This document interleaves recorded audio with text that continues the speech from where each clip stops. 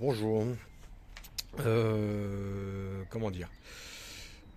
Toujours sur les modifs de la Duke. Donc, si certains ont suivi, j'ai reçu le réservoir qui va me servir de moule pour faire le nouveau réservoir carbone. Le passage de roue arrière, lui, est quasiment fini. J'ai faut que je reponce un coup et je repasse une couche de vernis. Voilà. Je mettrai ça en photo un peu plus tard. Donc, si certains se rappellent, j'avais dit à l'époque que j'allais faire le passage de roue et la boîte à air carbone. Voilà. Donc, ici, on a une boîte à air de Duke 125. Alors, particularité, c'est que cette boîte à air est la même qui va sur 125, 200 cm3, 250 cm3, 390. Voilà. Donc cette boîte à air en elle-même a le volume conséquent pour comment dire pour subvenir aux besoins de la 125 puisqu'il convient à la 390.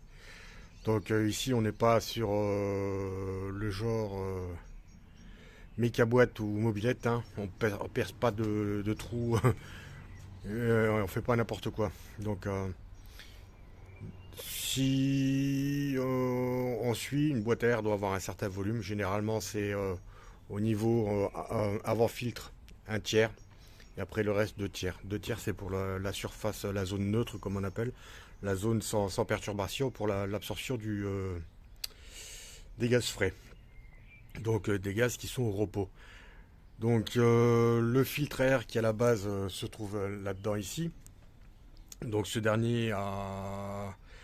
Si on parle comment je veux dire en perte de charge, donc n'est pas comment dire n'est pas trop pénalisant. Voilà, puisqu'il y a déjà un volume assez conséquent ici, donc ce qui fait que quand l'aspiration se fait, ça a le temps de recharger. Mais on peut améliorer, donc on va pas améliorer en termes d'augmentation de volume d'air. C'est plutôt en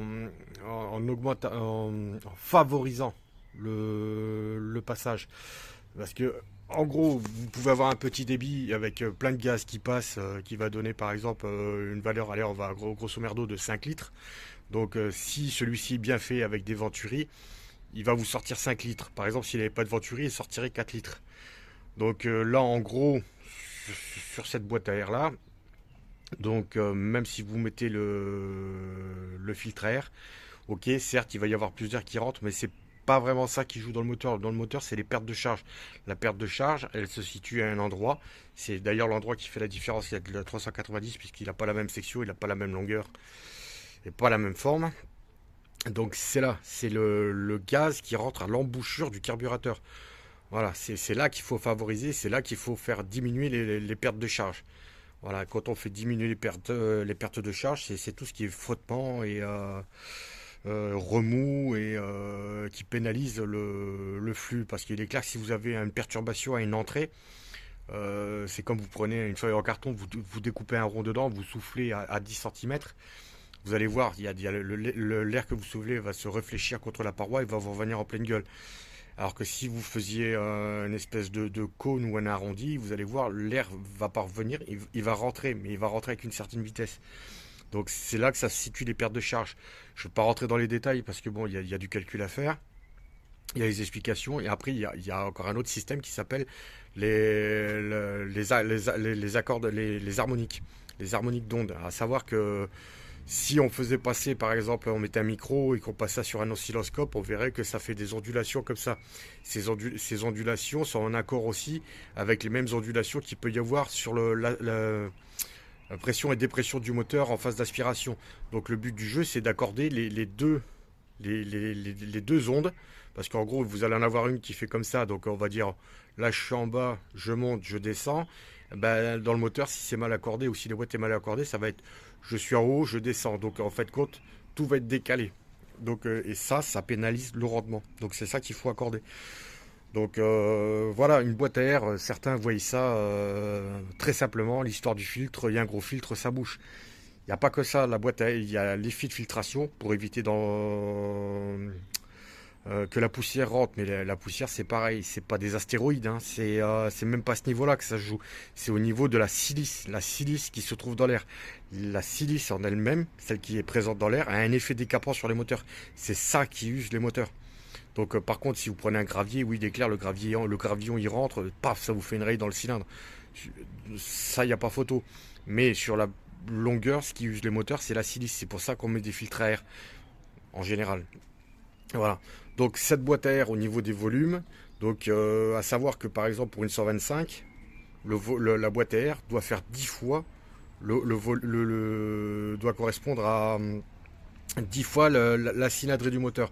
Donc si vous avez une cylindrée de 125, vous devez avoir un volume qui fait ici, total, hein, je parle, qui doit faire presque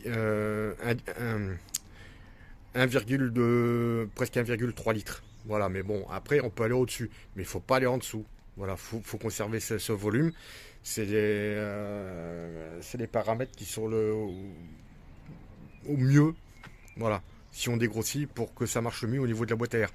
Et profiter des ondes Helmholtz. Les Helmholtz, c'est celui qui a bossé là-dessus, qui a sorti ce principe-là au niveau des ondes.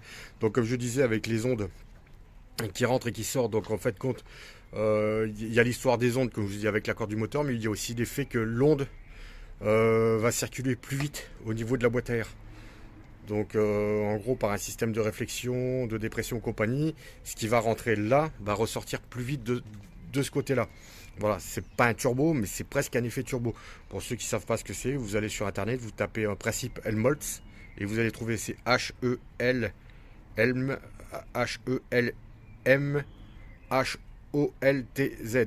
Helmholtz. Voilà, et vous trouverez sur quoi il bosse. Et c'est valable aussi bien sur le deux temps, donc c'est pas pour rien que quand on regarde sur tout ce qui est Grand Prix compagnie, on est revenu au système de boîte à air, hein. Donc les histoires des cornets derrière, machin, ça c'est de la daube avec les remous, en plus derrière avec la chaleur du moteur qui vient derrière où ça aspire, c'est une catastrophe. Donc il n'y a pas mieux que les boîtes à air jusqu'à maintenant. Moi ça fait des années que je commence à bosser là-dessus sur deux temps, j'ai fait pas mal d'essais, j'ai eu pas mal de résultats et j'en suis super content. Bon, ce qui nous amène ici c'était la boîte à air, comme j'ai dit. Donc voilà. Donc ici, c'est une boîte à air de Duke. Alors attendez, on va essayer de modifier. Je vais essayer de changer la. Non, ça marche pas. Bon voilà, boîte à air de Duke. Donc celle-là va me servir de moule pour la future boîte à air en carbone. Voilà. Donc on peut pas mouler ça d'une pièce, c'est pas possible. Donc il va falloir ruser. Mais bon, la ruse consiste à, je veux dire, sacrifier une pièce puisque on n'a pas le choix. Donc j'ai fait le pli de sacrifier cette pièce, encore une fois. Donc Le Bon Coin ou eBay sont vos amis. J'ai trouvé la boîte à air comme ça, complète, avec le filtre dedans en très bon état et le couvercle d'origine. Et j'ai eu la boîte à air pour 27 €, frais de port compris. Voilà. Donc maintenant, si je devais acheter ce genre de pièce complète en carbone, si elle était fabriquée, puisqu'elle n'existe pas, encore une fois, je pense que si c'était un fabricant, quand on voit le prix d'un garde-boue carbone à 300 balles, ou entre 250 et 300 balles, ça c'est une pièce, vous la toucheriez pas en dessous de 500, voire 700 €. Et encore, je suis léger. Voilà. Donc ça, c'est la pièce qui va me servir de moule. Donc je vais repartir sur le principe du contre-moule. Donc je vais directement mouler par-dessus. Voilà. Les pièces, après, je vais démouler. Et moi, je vais refibrer sur la pièce que j'aurai fabriquée. Je vais refibrer au carbone pour ressortir les pièces. Donc pour ce faire, il n'y a pas 50 000 solutions, hein. Donc comme j'ai dit, j'ai fait le choix de sacrifier la pièce. Donc en plus le sacrifice n'est pas vain puisque ça m'a permis de vraiment voir comment est foutue la boîte à l'intérieur, de prendre des relevés, des cotes et ce qui peut me servir dans le futur. Donc surtout au niveau de l'évent du futur Venturi que je vais fabriquer ici. Voilà, ici je parle. Hein. Voilà, donc c'est cette pièce là qui est différente par rapport au 390. Je crois qu'ici on a une entrée de 34 ou 32, je sais plus. Et sur le Duke c'est beaucoup plus gros. Je crois que c'est 40 ou 45. Voilà. Donc je disais la boîte à air, ben voilà. Donc ça y est, ça commence. Hop. Voilà, donc j'ai fait le choix de découper la boîte à air, ce qui va me simplifier la tâche pour le moulage. Donc voilà, la boîte à air est coupée en 3 parties. Donc ça c'est le corps principal de la boîte à air. Donc on voit ici ce que je parlais, l'évent de Venturi, voilà, qui est super long, même trop long. Donc mais bon, il est accordé avec le faible rendement du moteur. Donc moi celui que j'ai sur ma boîte, il arrive ici, hein. Voilà, donc ici. Et quand on voit le diamètre de celui-là, il est comme ça. Moi, il est comme ça. Donc d'ailleurs, il rentre même pas puisqu'il bute ici. Donc j'ai dû découper en bas. Moi, il fait carrément un diamètre de 100, hein. Donc avec une belle forme, une belle courbe. Voilà. Donc bon. Donc si vous n'arrivez pas à réaliser, quand vous avez le capot, voilà, on est comme ceci. Et c'est là que vous rentrez le filtre à air. Voilà. Donc ça, c'est le dessus. Voilà, donc je vais mouler les pièces. Voilà, donc j'ai pas encore sauté cette partie-là, mais je vais la sauter puisque moi j'ai plus cette partie-là. Donc à savoir qu'ici c'est un décanteur d'huile. Parce que vous avez les vapeurs. Pareil, il y en a qui ne le savent pas non plus. Un moteur 4 temps, quand il tourne, la pression du bas moteur, l'air qui s'accumule dans le bas moteur, qui peut alimenter pompe à huile et d'autres choses pour la circulation d'huile dans le bas moteur. Il faut dépressuriser. Donc la dépressurisation, vous avez le bas moteur et vous avez un tuyau qui remonte ici. Et ici c'est une chambre. C'est une chambre de décantation. C'est pas quand l'huile, les vapeurs d'huile remontent ici. Donc elles arrivent dans la boîte à air. Donc quand les vapeurs d'huile arrivent ici, donc comme elles sont chargées en particules, les particules se déposent dans la boîte de décantation. Voilà. Donc moi j'ai fait un autre système. Donc j'ai plus cette partie-là. Moi j'ai quasiment un clapet anti-retour avec un filtre. Voilà, donc moi c'est supprimé cette partie-là. Voilà, donc, et ça sera supprimé ici. Et puis c'est pareil, ça dégage et ça rend l'ensemble un peu plus clair. Donc voilà, donc ça, voilà, ça sera moulé. Toute cette partie-là sera moulée. Donc je vais mouler en une seule fois. Comme on voit tous les les angles saillants sont dans le bon sens pour démouler. J'ai pas de trucs qui partent à l'envers. Voilà, donc ce qui veut dire que quand je vais démouler, je vais pouvoir tirer vers le haut. Il n'y aura rien qui va me bloquer et qui va m'empêcher le moule de sortir. Voilà, donc ça, c'est l'arrivée de la boîte à air. C'est là où vous avez la connexion, le tube qui repasse derrière sous la selle. Donc comme je disais tout à l'heure, c'est le volume qui doit faire un tiers de la boîte. Voilà. Donc il est là et oui, par rapport à ce que j'ai dit au niveau du volume de la boîte à air par rapport à un 125, ouais, si on prend le volume total de la boîte, oui, les 1 tiers sont là. Voilà. Et ça, c'est le dessus. Bon, pareil, ça sera moulé en une pièce. Donc ça sera moulé en une pièce, sauf que cette pièce-là, quand je vais la mouler, derrière, je vais la faire un peu plus épaisse parce que je vais rentrer des inserts en aluminium qui vont me servir. Voilà, les inserts pour remplacer ça, pour refaire la même chose que ça, pour foutre le futur filtre à air, le futur couvercle. Voilà, donc ensuite la section d'entrée, je vais pas y toucher parce qu'elle correspond à ce qu'il faut par rapport au diamètre, par rapport à la conception d'une boîte à air. Alors à savoir que au niveau de la boîte à air, il faut qu'une seule entrée sur la boîte à air pour éviter les remous. Plus vous avez d'entrée, plus ça de remous au niveau de la circulation des gaz. Donc généralement, il faut qu'une entrée unique au niveau de la boîte à air.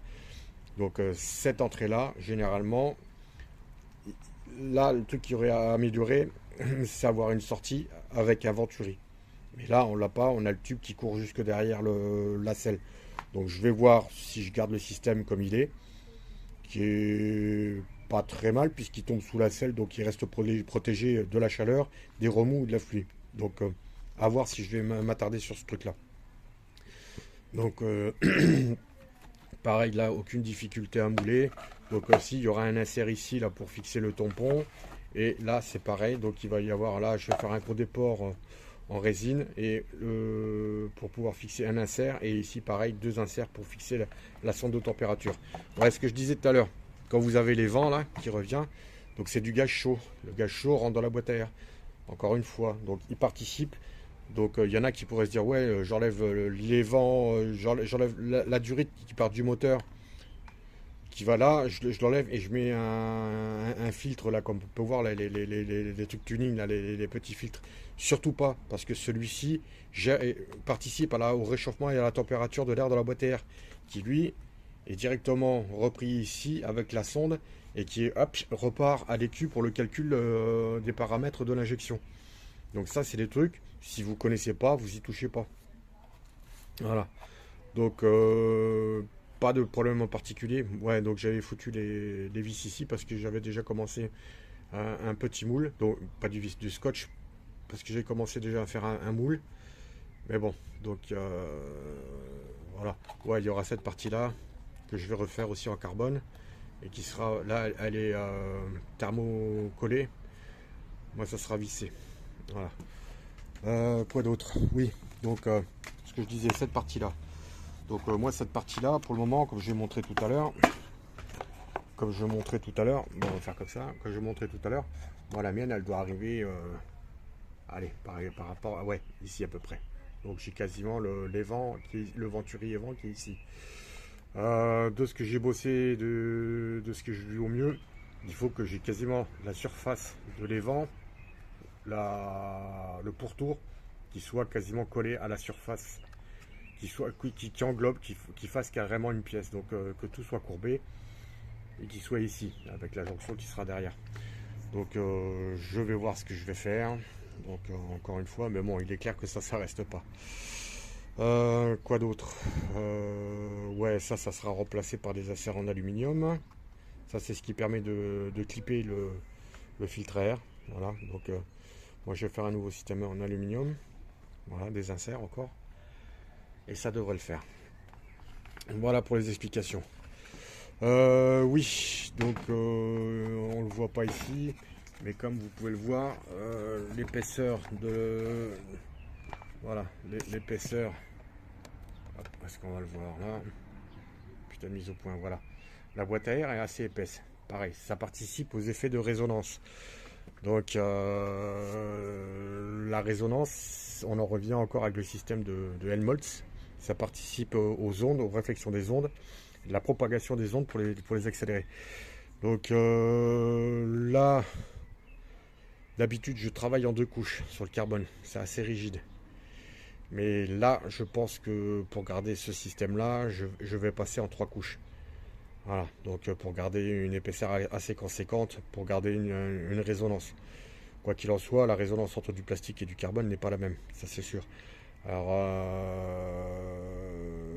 faut que je potasse, j'ai pas encore assez potassé à ça, voir si la résonance entre une épaisseur de carbone de 1 mm est la même que par exemple à du plastique ABS de 1 mm. Donc c'est pour ça, trois couches, deux couches, je sais pas encore, mais je pense me diriger vers le trois couches. Voilà, ça sera un peu plus lourd, mais bon, ça va pas être énorme. Donc la boîte à air d'origine complète avec le filtre à air, c'est 1,6 kg et des bananes. Donc moi je pense qu'avec ce que je vais faire, je devrais tomber normalement à 700 grammes. Voilà. Donc le jour en vaut la chandelle. Donc encore une fois, je le dis, je me suis permis de sacrifier la boîte parce que bon, les boîtes à air, vous allez sur internet, il y en a à gaver, surtout celle-là quoi. Et bon, je l'ai payé avec les frais de port 27 balles. Ensuite, le reste, c'est pareil. J'ai été à la résine qui va me servir pour le moulage. Ça vient de chez d'un site là que j'ai trouvé que c'est pas trop cher. J'achète en kilo. Et pareil, la fibre carbone plus la résine époxy, ça vient de chez AliExpress. C'est pareil, je paye deux fois moins cher. J'ai plus de quantité et je paye deux fois moins cher qu'en France. Donc voilà. Bon, bah comme d'hab, ça va prendre un peu plus de temps, mais bon, ça sera plus simple. C'est malheureux à dire, hein, ça va me prendre plus de temps parce que j'ai plusieurs pièces qu'après je vais rassembler et coller, bien entendu. Après, ça sera rassemblé et collé. Et ça sera collé à la colle à pare-brise. Voilà, ou même directement, je ferai peut-être les jonctions directement à la résine. Mais bon, il est clair que moi je le fais parce que bon, là, la résine, je la travaille depuis un petit moment. C'est chiant, c'est long. Mais bon, le jour on voit la chandelle, et puis c'est encore une fois, comme je disais, hein, moi, ma moto, elle est unique, je la fais unique, mais elle sera pas unique pour des poignées et des autocollants. C'est pas mon dada. Voilà, donc moi, quand je parle de préparation, d'optimisation, on en est là. Voilà, je le conçois comme ça. Après, tout le monde n'a pas le même niveau, je le conçois. Et j'irai pas lancer la pierre à ceux qui mettent des autocollants. Chacun se fait plaisir et trouve son plaisir là où il est. Ça là-dessus, j'ai rien à dire. Mais c'est pas ma tasse à moi, hein. Voilà. Donc, j'ai quoi d'autre à dire? Oui, donc j'ai mis un post hier. J'ai commandé les freins. C'est pareil. Donc, gros poste de travail les freins. Je ne m'étais pas encore attardé dessus. Donc, c'est un poste, c'est pareil. Je vais pouvoir diviser le poids par deux sur l'ensemble des freins, ce qui est énorme. Et comme d'hab, j'ai pas été pioché n'importe où. J'ai pris du frein qui dépote. J'ai pris du frein Formula basé sur du 8.1 Auto Puntono. Et à la base, c'est des freins qu'on retrouve sur les KTM de cross et d'enduro. Et sur certains pit bikes qui envoient leur race. Et pas du 15 chevaux comme on a sur la Duke. Donc avec ce que je vais faire, je vais avoir encore de la marge. Voilà, donc mais ça, je recevrai ça la semaine prochaine. Bien entendu, j'ai les durites qui vont. Tout le circuit de durite qui va changer également. Pareil, il y a du poids à gagner. Donc ça sera fait au fur et à mesure. Voilà. Ben, si vous avez des questions, ben, vous pouvez commenter directement sous la vidéo. J'y réponds quand j'ai le temps. Malheureusement, j'en ai pas beaucoup en ce moment. Donc je fais au mieux et je fais au plus facile et au plus rapide de ce que je peux faire comme avec les pièces. Donc là c'est pareil, là aujourd'hui je suis sorti un peu plus tôt, j'aurais pu travailler terminer le ponçage du passage de roue et peindre, mais non je peux pas, il pleut et j'ai la bécane dans le garage et j'ai pas envie de poncer dans le garage avec la bécane. Voilà, donc j'ai préféré sortir vite fait, sortir la disqueuse, découper la boîte, voilà, et m'avancer un petit peu là-dessus. Donc j'avance par étapes. Dimanche, demain je bosse, donc dimanche on verra pour que je débosselle le réservoir. C'est pareil, ça va me prendre un petit temps, ça aussi. Donc, mais c'est pareil, hein, le réservoir je l'ai pas payé cher, donc voilà. Je préfère repartir sur des pièces que je sauve, qui vont me servir de moule, que de partir sur de la pièce, comment dire, qui serait en bon état. Il est clair que je vais pas acheter un réservoir en très très très très bon état pour aller le flinguer. Voilà, surtout au prix des réservoirs. Donc là, c'est pas le cas avec une boîte à air. Là, c'est 20 balles la boîte à air. Donc 20 balles, c'est bon. Je vois une culasse 203 et ça me rembourse la boîte à air. Je sais pas, ça, c'est pas le but. Puis de toute manière, au prix de revient, je pourrais même en sacrifier 10. Je rentrerai encore dans mes frais par rapport à la pièce que je vais obtenir à la fin. Qui, elle, n'aura pas de prix, qui sera encore une fois unique et en carbone. Voilà. Donc, en fait, quand je pourrais finir, petite réflexion, c'est vrai que je pourrais finir certaines choses et au final, je m'en rajoute, je m'en rajoute, je m'en rajoute, mais bon, c'est. Je me dis que je suis parti dans le truc, faut que j'aille jusqu'au bout du bout. Voilà, donc j'ai dit il y aura ça, il y aura la boucle arrière en alu et tout, donc j'irai jusqu'au bout du bout et je veux pas m'arrêter. Voilà, c'est même plus une histoire de rapport poids-puissance, là, c'est de me faire plaisir de me fabriquer mes propres pièces pour ma bécane, pour avoir une bécane unique. Voilà, c'est surtout ça aussi. Donc, voilà. Puis, allez savoir, peut-être que dans le futur, peut-être que je pourrais investir dans une 390. Voilà. Mais bon, c'est même pas le but non plus. Donc, voilà, mais bon, si ça arrivait, il est clair que toutes mes pièces là partiraient sur la 390. Mais je ne vois pas l'intérêt de la 390 par rapport au temps qui court. Sa vitesse est largement suffisante.